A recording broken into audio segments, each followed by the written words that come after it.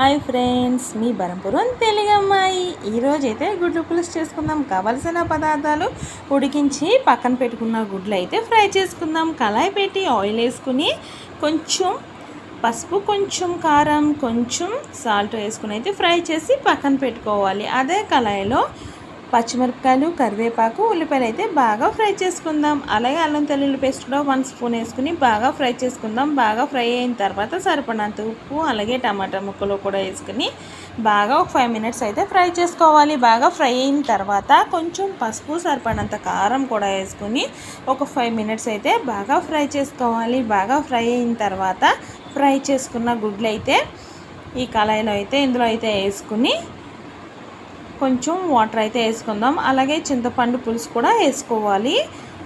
అలాగే బాగా కలుపుకున్న తర్వాత మూత కూడా పెట్టుకుందాం. బాగా ఉడికిన తర్వాత ఒక 10 మినిట్స్ అయితే బాగా ఉడికిన తర్వాత ఒక అర స్పూను గరం మసాలా అయితే వేసుకుందాం. కర్రీ అయితే చాలా అంటే చాలా టేస్టీగా ఉంటుంది. ట్రై చేసి చూడండి. నచ్చితే లైక్ చేయండి, షేర్ చేయండి, సబ్స్క్రైబ్ చేయండి ప్లీజ్. ఒకసారి అయితే ట్రై చేసి చూడండి. కర్రీ అయితే చాలా అంటే చాలా బాగుంటుంది. చాలా టేస్టీగా ఉంటుంది. ట్రై చేసి చూడండి ప్లీజ్.